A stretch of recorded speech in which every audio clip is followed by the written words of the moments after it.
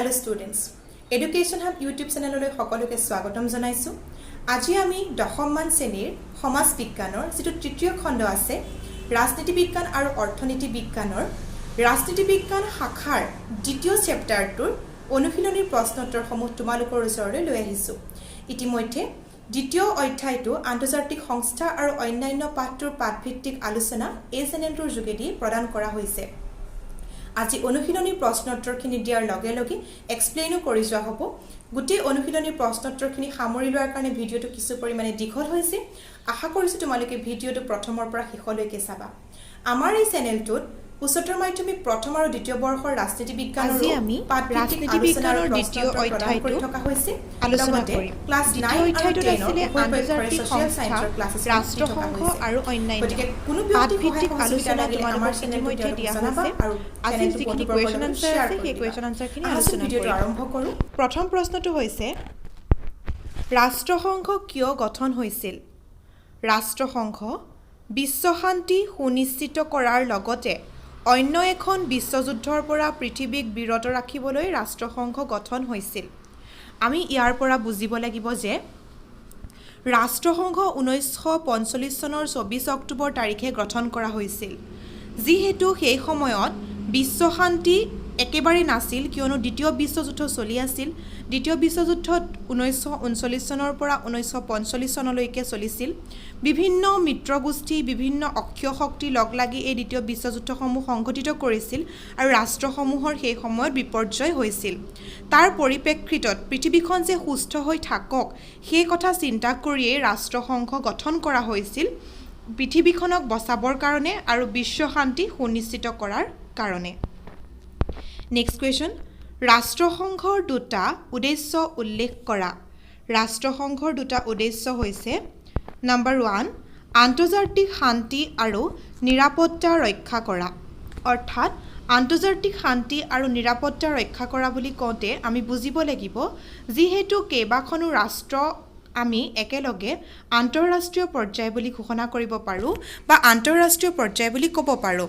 আন্তৰ্জাতিক প্ৰেক্ষাপটত অৰ্থাৎ ইণ্টাৰনেশ্যনেল লেভেলত শান্তি আৰু নিৰাপত্তা যিটো পিচ এণ্ড ছিকিউৰিটি সেইটো ৰক্ষা কৰাৰ ওপৰত গুৰুত্ব দি ৰাষ্ট্ৰসংঘ গঠিত হৈছিল। দ্বিতীয়টো হৈছে সম অধিকাৰ আৰু আত্মনিয়ন্ত্ৰণৰ ভিত্তিত বিশ্বৰ সকলোবোৰ দেশৰ মাজত বন্ধুত্বপূৰ্ণ সম্পৰ্ক গঢ়ি তোলা। যিহেতু আমি গম পাইছিলোঁ যে দ্বিতীয় বিশ্বযুদ্ধৰ সময়তে হওক বা প্ৰথম বিশ্বযুদ্ধৰ সময়তে হওক সম অধিকাৰ ৰাষ্ট্ৰসমূহৰ মাজত নাছিল। যোনসমূহ ৰাষ্ট্ৰই বেছি শক্তিশালী সেইসমূহ ৰাষ্ট্ৰকে অধিক প্ৰাধান্য দিয়া হৈছিল। গতিকে এই ক্ষেত্ৰত সম অধিকাৰ লাভ কৰিবৰ বাবে বা আত্মনিয়ন্ত্ৰণ কৰিবৰ কাৰণে দেশসমূহৰ মাজত এটা ভাতৃত্বপূৰ্ণ সম্বন্ধ, এটা বন্ধুত্বপূৰ্ণ সম্পৰ্ক গঢ়ি তোলাৰ নিমিত্তে ৰাষ্ট্ৰসংঘ গঠন কৰা হৈছিল। তৃতীয় প্ৰশ্ন, ৰাষ্ট্ৰসংঘৰ অংগকেইটাৰ নাম লিখা। ৰাষ্ট্ৰসংঘৰ 6টা অংগ আছে। তোমালোকক মই এক্সপ্লেনেশ্যনত কৈছিলোঁ যে ৰাষ্ট্ৰসংঘৰ 6টা অংগ আছিলে। সেই 6টা অংগ হৈছে নম্বৰ 1 প্ৰথমটো হৈছে সাধাৰণ সভা, নম্বৰ 2 দ্বিতীয়টো হৈছে নিৰাপত্তা পৰিষদ, তৃতীয়টো অৰ্থনৈতিক আৰু সামাজিক পৰিষদ, চতুৰ্থটো ন্যায়াৰক্ষী পৰিষদ, পঞ্চম আন্তৰ্জাতিক ন্যায়ালয় আৰু ষষ্ঠ সচিবালয়। এইকেইটাৰ এক্সপ্লেইন কৰি তোমালোকক মই এক্সপ্লেনেশ্যনৰ ভিডিঅ'ত কৈছিলোঁ। তোমালোকে যদি এতিয়ালৈকে সেইটো ভিডিঅ' চোৱা নাই তেতিয়াহ'লে ডেছক্ৰিপশ্যনত দিয়া লিংকটোৰ পৰা চাই ল'ব পাৰিবা। নেক্সট কুৱেশ্যন, ৰাষ্ট্ৰসংঘৰ লগত জড়িত থকা দুটা অভিকৰণ বা এজেঞ্চিৰ নাম লিখা। অৰ্থাৎ ৰাষ্ট্ৰসংঘৰ যি প্ৰধান 6টা অংগ আছিলে সেই অংগকেইটাৰ বাদ দিও বহুকেইটা অভিকৰণ বা সৰু সৰু এজেঞ্চি গঢ় লৈ উঠিছিলে। সেই এজেঞ্চি দুটাৰ যিকোনো দুটাৰ নাম লিখিবলৈ কৈছে। পাঠভিত্তিক আলোচনাত আমি কেইবাটাও এজেঞ্চিৰ কথা কৈছিলোঁ। গতিকে ইয়াতে যিহেতু দুটা লিখিব দিছে আমি ইয়াতে লিখিছোঁ যে আন্তৰ্জাতিক শ্ৰমিক সংঘ আৰু বিশ্ব স্বাস্থ্য সংস্থা। নেক্সট, নিৰস্ত্ৰীকৰণৰ সম্পৰ্কত সম্পাদিত হোৱা দুখন চুক্তিৰ নাম লিখা। অৰ্থাৎ নিৰস্ত্ৰীকৰণ অস্ত্ৰ শস্ত্ৰৰ প্ৰয়োগে বিশ্বশান্তি বৰ্তাই ৰখাত প্ৰভাৱিত কৰিছিল, বিশ্বশান্তি নোহোৱা কৰিছিলে। গতিকে নিৰস্ত্ৰীকৰণ সম্পৰ্কত কেইবাখনো চুক্তি স্বাক্ষৰিত হৈছিলে। তাৰে ভিতৰত যিকোনো দুখনৰ নাম লিখিব দিছে। আমি প্ৰথমখন লিখিছোঁ আংশিক আণৱিক অস্ত্ৰৰ বিস্ফোৰণ নিষিদ্ধ চুক্তি আৰু দ্বিতীয়খন হৈছে পাৰমাণৱিক অস্ত্ৰ সংকোচন চুক্তি। নেক্সট কুৱেশ্যন, মানৱ অধিকাৰ মানে কি বুজা? ইয়াতে মানৱ অধিকাৰ মানে কি বুজা বুলি কওঁতে আমি মানৱ মানে মানুহ আৰু অধিকাৰ মানে আমাৰ যিবোৰ আমি যেনেকৈ জীৱন নিৰ্বাহ কৰিবলৈ আমাক প্ৰয়োজনীয় যিখিনি লাগে সেইখিনিক আমি অধিকাৰ বুলি ক'ব পাৰোঁ সেই ক্ষেত্ৰত মানৱ অধিকাৰ বুলি ক'লে কি বুজা এই কুৱেশ্যনটো আহিলে আমি লিখিব লাগিব যে বিশ্বৰ প্ৰতিগৰাকী ব্যক্তিকে এটা মৰ্যাদাপূৰ্ণ জীৱন যাপনৰ বাবে প্ৰয়োজন হোৱা চৰ্তসমূহক মানৱ অধিকাৰ বুলি কোৱা হয় অৰ্থাৎ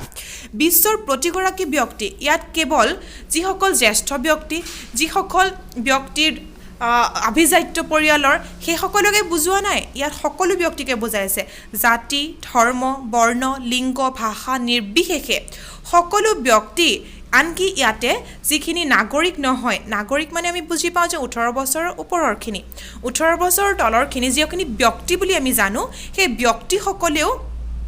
এটা সুস্থ জীৱন যাপনৰ কাৰণে যিখিনি চৰ্তৰ প্ৰয়োজন যিখিনি বেসিক প্ৰয়োজন আমাক লাগে যোনখিনি চৰ্ত আমাক লাগে এই গোটেইখিনি বস্তুৱে যদি আমাক লাগে সেই গোটেইখিনি বস্তুকে সাঙুৰি আমি মানৱ অধিকাৰ বুলি ক'ব পাৰোঁ সেই গোটেইখিনি বস্তুক আমি একেলগে মানৱ অধিকাৰ বুলি ক'ব পাৰোঁ নেক্সট কুৱেশ্যন ৰাষ্ট্ৰসংঘ গঠনৰ উদ্দেশ্য আৰু ইয়াৰ নীতিকেইটা আলোচনা কৰা ৰাষ্ট্ৰসংঘৰ গঠনৰ উদ্দেশ্য আৰু নীতিকেইটা আলোচনা কৰা ৰাষ্ট্ৰসংঘ গঠনৰ কেইবাটা উদ্দেশ্য আছিলে কি কাৰণে ৰাষ্ট্ৰসংঘ গঠন কৰা হৈছিল ৰাষ্ট্ৰসংঘ ঘপককৈ গঠন হোৱা এটা অনুষ্ঠান নাছিল যিহেতু আমি পাইছিলোঁ প্ৰথম বিশ্বযুদ্ধৰ সমাপ্তিৰ লগে লগে জাতিসংঘ গঠন হৈছিলে কিন্তু দ্বিতীয় বিশ্বযুদ্ধৰ আৰম্ভণিতে জাতিসংঘ ভংগ হৈছিল কিয়নো জাতিসংঘ বিফল হৈছিল জাতিসংঘ থকাৰ পিছতো যদি ৰাষ্ট্ৰসমূহৰ মাজত যুদ্ধ সংঘটিত হয় তেনেহলে জাতিসংঘ সম্পূৰ্ণৰূপে বিফল হৈছে বুলি ক'ব লাগিব গতিকে জাতিসংঘৰ বিফলৰ পিছত ৰাষ্ট্ৰসংঘ গঠন কৰা হৈছিল দ্বিতীয় বিশ্বযুদ্ধৰ সমাপ্তিৰ পিছত দ্বিতীয় বিশ্বযুদ্ধ কিমান চনৰ পৰা কিমান চনলৈ হৈছিল 1939 চনৰ পৰা 1945 চনলৈকে গতিকে 1945 চনতে ৰাষ্ট্ৰসংঘ গঠন হৈছিল আৰু ৰাষ্ট্ৰসংঘ গঠনৰ মূল উদ্দেশ্যসমূহ আছিল প্ৰথমটো হৈছে আন্তঃৰাষ্ট্ৰীয় শান্তি আৰু নিৰাপত্তা বজাই ৰখা অৰ্থাৎ আন্তঃৰাষ্ট্ৰীয় পৰ্যায়ত কেৱল এখন বা দুখন ৰাষ্ট্ৰ নহয় কেইবাখনো ৰাষ্ট্ৰ বহুকেইখন ৰাষ্ট্ৰ অৰ্থাৎ আন্তঃৰাষ্ট্ৰীয় পৰ্যায়ত শান্তি আৰু নিৰাপত্তা বজাই ৰখা অৰ্থাৎ শান্তি আমাক শান্তি লাগিব নিৰাপত্তা লাগিব সিকিউৰিটি লাগিব আনৰ পৰা সুৰক্ষা লাগিব এই দিশকেইটাৰ ওপৰত গুৰুত্ব দি পেলাই ৰাষ্ট্ৰসংঘ গঠন হৈছিল দ্বিতীয়টো হৈছে সম অধিকাৰ আৰু আত্মনিয়ন্ত্ৰণৰ ভিত্তিত বিশ্বৰ দেশসমূহৰ মাজত বন্ধুত্বপূৰ্ণ সম্পৰ্ক গঢ়ি তোলা অৰ্থাৎ আমাক সম অধিকাৰ লাগিব আত্মনিয়ন্ত্ৰণ লাগিব আমি সকলোকে সমানে চাব লাগিব আৰু নিজৰ ওপৰতো নিয়ন্ত্ৰণ লাগিব আমাৰ যদি শক্তি বেছি আছে আমি আনৰ ওপৰত শক্তি প্ৰয়োগ কৰিব নোৱাৰিম গতিকে এই ক্ষেত্ৰত সম অধিকাৰ আৰু আত্মনিয়ন্ত্ৰণৰ ভিত্তিত বিশ্বৰ দেশসমূহৰ মাজত বন্ধুত্বপূৰ্ণ সম্পৰ্ক গঢ়ি উঠাৰ ওপৰতো গুৰুত্ব প্ৰদান কৰা হৈছে তৃতীয় পইণ্টত কৈছিলে যে আন্তঃৰাষ্ট্ৰীয় সহযোগিতাৰ ভিত্তিত অৰ্থনৈতিক সামাজিক আৰু সাংস্কৃতিক সমস্যাসমূহ সমাধান কৰা আৰু প্ৰতিজন মানুহে যাতে মানৱ অধিকাৰ আৰু মৌলিক অধিকাৰ উপভোগ কৰিব পাৰে তাৰ ব্যৱস্থা কৰা অৰ্থাৎ আন্তঃৰাষ্ট্ৰীয় পৰ্যায়ত সকলো ৰাষ্ট্ৰই সহযোগিতা অৰ্থাৎ তেওঁলোকৰ মাজত বন্ধুত্বপূৰ্ণ সম্পৰ্ক সৌহাৰ্দ্যপূৰ্ণ আচৰণ থাকিব লাগিব সেই আচৰণসমূহৰ ওপৰত ভিত্তি কৰি তেওঁলোকে অৰ্থনৈতিক সামাজিক সাংস্কৃতিক যিবোৰ সমস্যা ওলায় সেই সমস্যাসমূহ সমাধান কৰিব লাগিব আৰু প্ৰত্যেকজন ব্যক্তিয়ে কি পাব লাগিব সম অধিকাৰ পাব লাগিব মানৱ অধিকাৰ পাব লাগিব আমাৰ যি কেইটা মৌলিক অধিকাৰ আছে সেই মৌলিক অধিকাৰ কেইটা উপভোগ কৰিব পাৰিব লাগিব এইখিনিতে তোমালোকক মই মৌলিক অধিকাৰ কেইটা সেই বিষয়ে ক'ব লাগিব যে আমাৰ সংবিধানত 6টা মৌলিক অধিকাৰ আছে সেই মৌলিক অধিকাৰ কেইটাই আমাক মানুহ হিচাপে যিখিনি প্ৰয়োজনীয় অধিকাৰ সেইখিনি দিয়াত সহায় কৰিছে এই মৌলিক অধিকাৰসমূহ ভংগ হ'লে আমি আইনৰো কাষ চাপিব পাৰোঁ এই মৌলিক অধিকাৰ কেইটাৰ বিষয়ে আমি সবিশেষ কেতিয়াবা আলোচনা কৰিম যিহেতু এতিয়া এইটো বিষয় উত্থাপন হোৱা নাই তোমালোকক এইখিনিতে মই কেৱল জনাই থৈছোঁ নেক্সট পইণ্টটো হৈছে বিভিন্ন দেশসমূহৰ মাজত সুসম্পৰ্ক গঢ়ি তুলিবলৈ প্ৰধান কেন্দ্ৰ হিচাপে কাম কৰা এতিয়া আমি জানো যে যিকোনো এটা কাম কৰিবলৈ আমাক এজন লিডাৰ লাগে ধৰি লোৱা তোমালোকৰ শ্ৰেণীটোতে এজন যদি প্ৰতিনিধি থাকে সেই প্ৰতিনিধিজনে গোটেইখিনি কাম সুচাৰুৰূপে সমাধান কৰিব পাৰে এতিয়া যদি এটা অনুষ্ঠান এটা লিডত কিবা এটা অনুষ্ঠান থাকে সেই অনুষ্ঠানটোক সমীহ কৰি গোটেই দেশবোৰে মানি চলিব যদি কোনো এটা অনুষ্ঠান কোনো এটা লিডাৰ কোনো এজন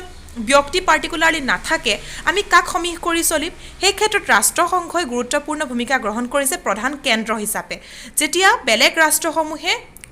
খুব সোনকালে যুদ্ধ ঘোষণা কৰিবলৈ বেলেগ ৰাষ্ট্ৰসমূহে আন ৰাষ্ট্ৰৰ ওপৰত আক্ৰমণ কৰিবলৈ সাহস নকৰিব এইকেইটা উদ্দেশ্য আগত ৰাখি ৰাষ্ট্ৰসংঘ গঠন কৰা হৈছিল যেটো নেক্সট আমাৰ আছিলে কোৱেশ্যনটো যে ৰাষ্ট্ৰসংঘৰ প্ৰধান নীতি কেইটা কি আছিলে ৰাষ্ট্ৰসংঘৰ প্ৰথমটো নীতি হৈছে সকলোবোৰ সদস্য ৰাষ্ট্ৰৰ সমান সাৰ্বভৌম নীতিৰ ভিত্তিত ৰাষ্ট্ৰসংঘ প্ৰতিষ্ঠা হ'ব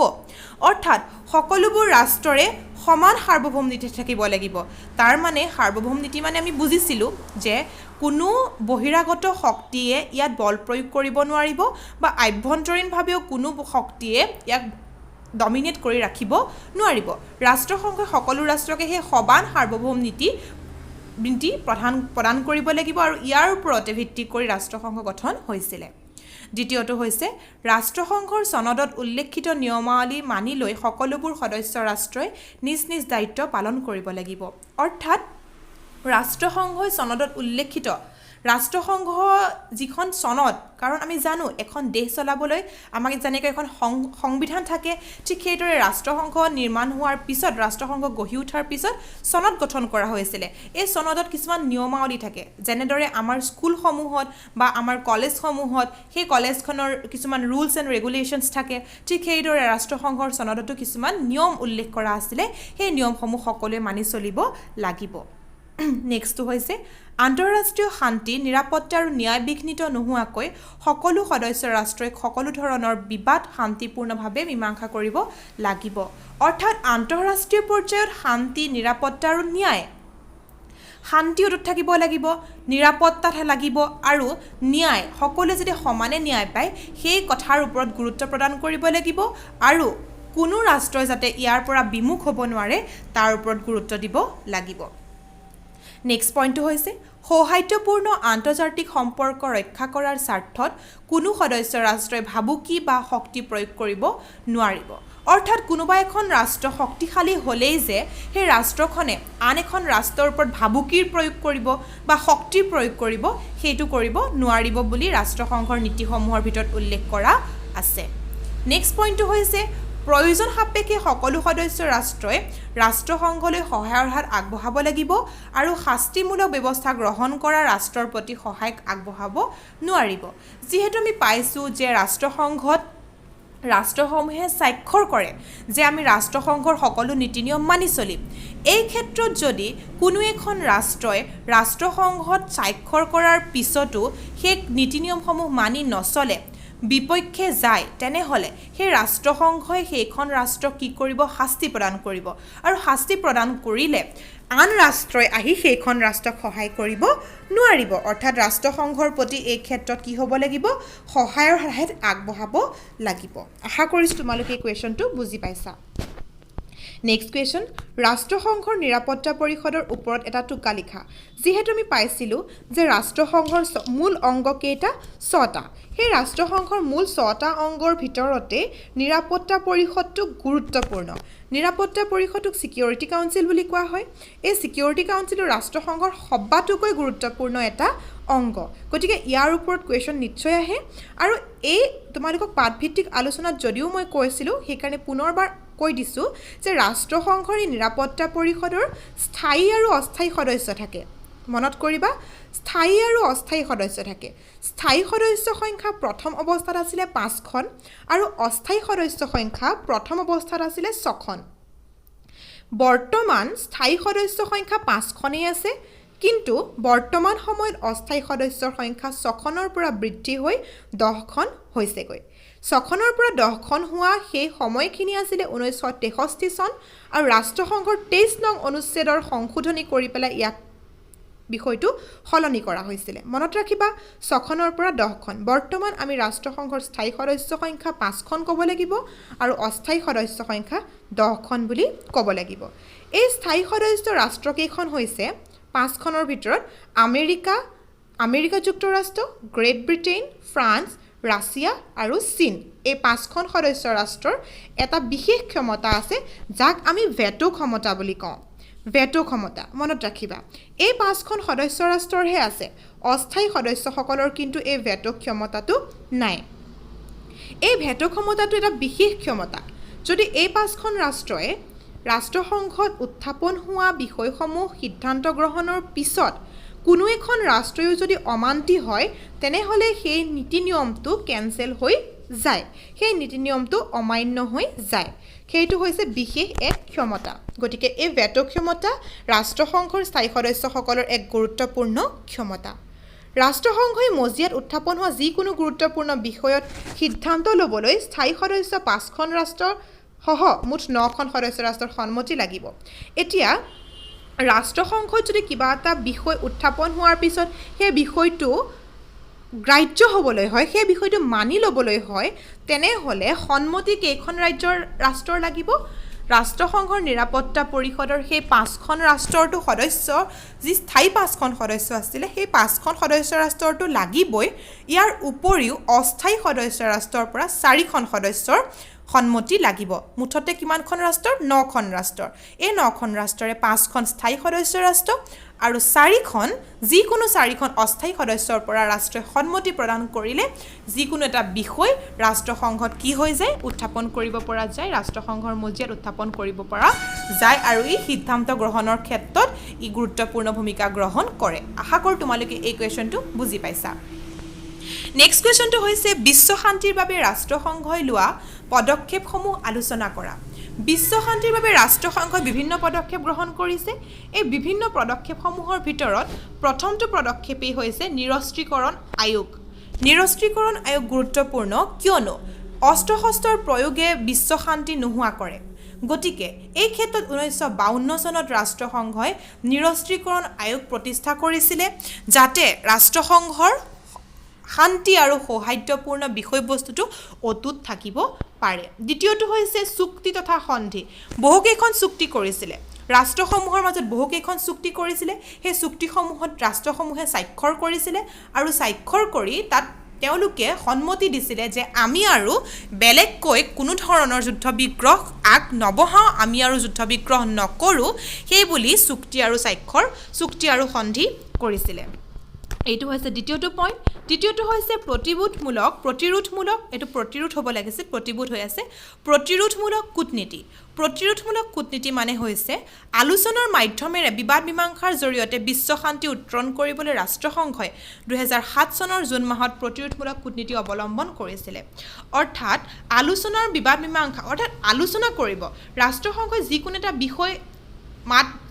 বিষয় মানি ল'বলগীয়া পৰ্যায় নহ'লেই যে যুদ্ধলৈ ৰূপান্তৰিত হ'ব এনেকুৱা নহয়। আলোচনালৈ আহি তেওঁলোকে কি কৰিব? বিবাদৰ মীমাংসা কৰিব। আশা কৰোঁ তোমালোকে এইটো কুৱেশ্যনো বুজি পাইছা। নেক্সট কুৱেশ্যন হৈছে ভাৰতবৰ্ষৰ ৰাষ্ট্ৰীয় মানৱ অধিকাৰ আয়োগ সম্পৰ্কত এটা টোকা লিখা। এইটো ইম্পৰ্টেণ্ট কুৱেশ্যন হয়। ৰাষ্ট্ৰীয় মানৱ অধিকাৰ আয়োগখন যিহেতু আমি ভাৰতৰ প্ৰেক্ষাপটত পঢ়িব লাগিব, গতিকে আমি এই বিষয়বস্তুটো ভালকৈ বুজিব লাগিব। তোমালোকে এইখিনিতে শুনি লোৱা যে ভাৰতবৰ্ষত 1993 চনৰ 28 ছেপ্টেম্বৰ তাৰিখে ৰাষ্ট্ৰপতিৰ অধ্যাদেশ অনুসৰি ৰাষ্ট্ৰীয় মানৱ অধিকাৰ আয়োগখন গঠন কৰা হৈছিলে। কিমান চনত আছিলে? 1993 চনৰ 28 ছেপ্টেম্বৰ তাৰিখে এখন অধ্যাদেশ জাৰি কৰিছিলে। অধ্যাদেশখন জাৰি কৰিছিলে 1993 চনৰ 28 ছেপ্টেম্বৰ তাৰিখে আৰু 1993 চনৰে অক্টোবৰ মাহত এই আয়োগখন গঠন কৰা হৈছিলে। গতিকে অধ্যাদেশ জাৰি কৰা আৰু আয়োগখন গঠন কৰাৰ ডেট কেইটা বেলেগ বেলেগ, যদিও বা চনটো একেই, ডেট কেইটা বেলেগ বেলেগ। 1993 চনৰ 28 ছেপ্টেম্বৰত অধ্যাদেশ জাৰি কৰিছিলে আৰু আয়োগখন গঠন কৰিছিলে 1993 চনৰে 12 অক্টোবৰ তাৰিখে। তোমালোকে মনত ৰাখিবা যে আয়োগ এখন গঠন কৰাৰ পৰা কাৰ্যকৰী হোৱালৈ সময়টো কিন্তু বেলেগ হয়। সদায় আয়োগখন গঠন কৰাৰ লগে লগেই কাৰ্যকৰী নহয়। যেনেকৈ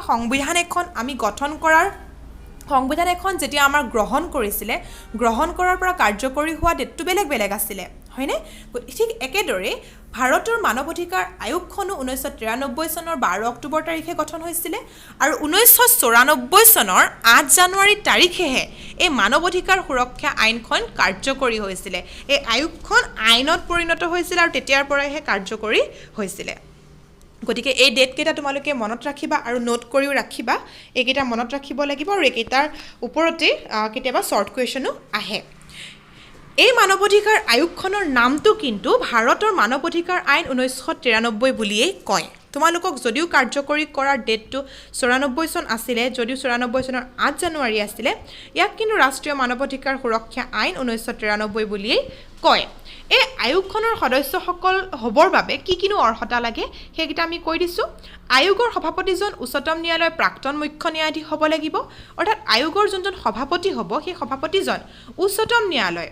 আমাৰ উচ্চ ন্যায়ালয় আৰু উচ্চতম ন্যায়ালয় আছে তোমালোকে ন্যায়ালয়ৰ বিষয়বস্তু যেতিয়া আমি পঢ়িম তেতিয়া আমি ভালকৈ বুজিম সেই উচ্চতম ন্যায়ালয় অৰ্থাৎ সৰ্বোচ্চ পৰ্যায়ৰ যোনখন ন্যায়ালয় আছে সেই ন্যায়ালয়খনৰ প্ৰাক্তন অৰ্থাৎ ৰিটায়াৰ্ড এজন মুখ্য ন্যায়াধীশহে হ'ব পাৰিব দ্বিতীয়টো হৈছে এজন সদস্য উচ্চতম ন্যায়ালয়ৰ কৰ্মৰত ন্যায়াধীশ বা প্ৰাক্তন ন্যায়াধীশ হ'ব লাগিব নেক্সটটো হৈছে এজন সদস্য কোনো উচ্চ ন্যায়ালয়ৰ কৰ্মৰত ন্যায়াধীশ বা প্ৰাক্তন ন্যায়াধীশ হ'ব লাগিব প্ৰথমটো পালো সেই ব্যক্তিজন কি হ'ব লাগিব প্ৰাক্তন মুখ্য ন্যায়াধীশ হ'ব লাগিব সভাপতিজন দ্বিতীয়টো পালো যিজন ব্যক্তি হ'ব আন এজন সদস্যৰ অৰ্হতা লাগিব সেইজন ব্যক্তি উচ্চতম ন্যায়ালয়ৰে ন্যায়াধীশ হ'ব লাগিব মুখ্য হ'ব নালাগে ন্যায়াধীশ হ'লেই হ'ল আন এজন পালো যে উচ্চ ন্যায়ালয়ৰ এজন উচ্চতম নহয় উচ্চ ন্যায়ালয়ৰ কৰ্মৰত ন্যায়াধীশ বা প্ৰাক্তন ন্যায়াধীশ হ'ব লাগিব আৰু ঘ নম্বৰত যোনটো আমি আছে 4 নম্বৰ যোনটো আছে সেইটো হৈছে দুজন সদস্যৰ অৰ্হতাটো লাগিব যে মানৱ অধিকাৰ সম্পৰ্কীয় জ্ঞান আৰু অভিজ্ঞতা থাকিব লাগিব এইকেইটাৰ উপৰিও আৰু ৰাষ্ট্ৰীয় সংখ্যালঘু আয়োগৰ সভাপতি অনুসূচিত যিটো মাইনৰিটি নেশ্যনেল মাইনৰিটি যোনখন আয়োগ আছে সেইখনৰ সভাপতিজন অনুসূচিত জাতি আৰু জনজাতি ST SC আয়োগৰ সভাপতি ৰাষ্ট্ৰীয় মহিলা আয়োগ নেশ্যনেল যিখন ওমেনৰ ওপৰত যিখন আয়োগ আছে তাৰ অধ্যক্ষ আয়োগৰ সদস্য হিচাপে প্ৰতিষ্ঠিত হ'ব লাগিব আশা কৰিছোঁ তোমালোকে বুজি পাইছা এই আয়োগৰ যিসকল সদস্য হ'ব সেই সদস্যসকলৰ কাৰ্যকাল হ'ব 5 বছৰীয়া আৰু ইয়াক কোনে নিযুক্তি দিব ভাৰতৰ ৰাষ্ট্ৰপতিয়ে নিযুক্তি দিব মনত ৰাখিবা কোনে নিযুক্তি দিব ভাৰতৰ ৰাষ্ট্ৰপতিয়ে আয়োগে ভাৰতৰ মানৱ অধিকাৰ উলংঘনৰ লগত জড়িত সকলোবোৰ বিষয় মূল্যাংকন কৰি বিহিত ব্যৱস্থাৰ জৰিয়তে চৰকাৰৰ ওচৰত প্ৰতিবেদন দাখিল কৰিব নেক্সট কুৱেশ্যনটো হৈছে মানৱ অধিকাৰ সম্পৰ্কত ৰাষ্ট্ৰসংঘই লোৱা পদক্ষেপ আলোচনা কৰা মানৱ অধিকাৰ সন্দৰ্ভত ৰাষ্ট্ৰসংঘইনো কেনেকুৱা পদক্ষেপ লৈছে সেই বিষয়ে আমি আলোচনা কৰিব লাগিব উত্তৰটো হৈছে ৰাষ্ট্ৰসংঘই যিসমূহ সদস্য ৰাষ্ট্ৰ আছে সেই সদস্য ৰাষ্ট্ৰসমূহৰ মাজত এটা শান্তিপূৰ্ণ অৱস্থা সহযোগিতামূলক পৰিৱেশ তেওঁলোকে কামনা কৰে সেই ক্ষেত্ৰত মানৱ অধিকাৰৰ ওপৰত কেনে ধৰণৰ বিষয়বস্তু গ্ৰহণ কৰিছিলে আমি সেই বিষয়ে আলোচনা কৰিম সেকেন্ড পেৰাগ্ৰাফটোত লিখিছো যে প্ৰত্যেকজন ব্যক্তিকে মৰ্যাদাপূৰ্ণ এটা জীৱন দিব সেই উদ্দেশ্যে 1948 চনৰ 10 ডিসেম্বৰ তাৰিখে মানৱ অধিকাৰ ঘোষণাপত্ৰ এখন জাৰি কৰা হয় যিটো বৰ্তমান সময়ত আমি 10 ডিসেম্বৰ তাৰিখে মানৱ অধিকাৰ দিৱস বুলি পালন কৰি আহিছো গতিকে সেই সময়ত ৰাষ্ট্ৰসংঘৰ 48খন সদস্য ইয়াত সমৰ্থন দিছিলে 48খন ৰাষ্ট্ৰই সমৰ্থন দিছিলে আৰু সমৰ্থনৰ ভিত্তিতে কি কৰা হৈছিলে মানৱ অধিকাৰ ঘোষণাপত্ৰখন গ্ৰহণ কৰা হৈছিলে 1948 চনৰ 10 ডিসেম্বৰ তাৰিখে এই ঘোষণাপত্ৰৰ বিভিন্ন কেইটা উদ্দেশ্য আছে এই উদ্দেশ্যসমূহনো কি আমি জানিলো প্ৰথমটো উদ্দেশ্য হৈছিলে যে বিশ্বৰ জনগণৰ প্ৰয়োজনীয় অধিকাৰসমূহ ঘোষণাপত্ৰত সন্নিবিষ্ট কৰা এখন বিশ্বত থকা প্ৰত্যেক জনগণৰ বিভিন্ন অধিকাৰ থাকে সেই অধিকাৰসমূহ সামগ্ৰিকভাৱে ঘোষণাপত্ৰখনত উল্লেখ থকাৰ ওপৰত গুৰুত্ব দিছিলে দ্বিতীয়টো আছিল ঘোষণাপত্ৰত সন্নিবিষ্ট অধিকাৰসমূহৰ ক্ষেত্ৰত সদস্য ৰাষ্ট্ৰসমূহৰ স্বীকৃতি আদায় কৰা অৰ্থাৎ ঘোষণাপত্ৰখনত যিসমূহ অধিকাৰ উল্লেখ কৰিছিলে সেই উল্লেখ কৰা অধিকাৰসমূহ যিসমূহ সদস্য ৰাষ্ট্ৰই স্বাক্ষৰ কৰিছিলে সেই ৰাষ্ট্ৰসমূহৰ স্বীকৃতি আদায় কৰা অৰ্থাৎ স্বীকৃতি তেওঁলোকে প্ৰদান কৰিব এইদৰে ৰাষ্ট্ৰসংঘই প্ৰতিজন ব্যক্তিৰে জীৱন সুৰক্ষা কৰিবৰ বাবে ৰাষ্ট্ৰই প্ৰতিখন দেশৰ নাগৰিকক মানৱ অধিকাৰ দিবৰ কাৰণে আন্তৰ্জাতিক পৰ্যায়ত শান্তি আৰু নিৰাপত্তা সুনিশ্চিত কৰাৰ উদ্দেশ্যে মানৱ অধিকাৰ আয়োগখনৰ যিটো মানৱ অধিকাৰ ঘোষণাপত্ৰ বা মানৱ অধিকাৰ সন্দৰ্ভত ৰাষ্ট্ৰসংঘই পদক্ষেপ গ্ৰহণ কৰিছে আশা কৰোঁ তোমালোকে এই কুৱেশ্যনটো বুজি পাইছা আজি আমাৰ দ্বিতীয় পাঠটোৰ সম্পূৰ্ণখিনি পাঠভিত্তিক আলোচনাৰ লগে লগে অনুশীলনী প্ৰশ্ন উত্তৰৰ সমাপ্তি হৈছে ভিডিঅ'টো ভাল পালে এটা লাইক কৰি দিবা শ্বেয়াৰ কৰিবা বন্ধুবৰ্গৰ যাতে উপকৃত হ'ব পাৰে আৰু আমাৰ চেনেলটোত প্ৰথমবাৰৰ কাৰণে আহিলে চেনেলটো ছাবস্ক্ৰাইব কৰিবলৈ নাপাহৰিবা লগতে কাষতে থকা বেল আইকনটো দবাই দিবা যাতে নতুন নতুন ভিডিঅ'সমূহৰ নটিফিকেশ্যন আহিলে তোমালোকে অতি শীঘ্ৰেই লাভ কৰিব পাৰা থ্যাংক ইউ সো মাচ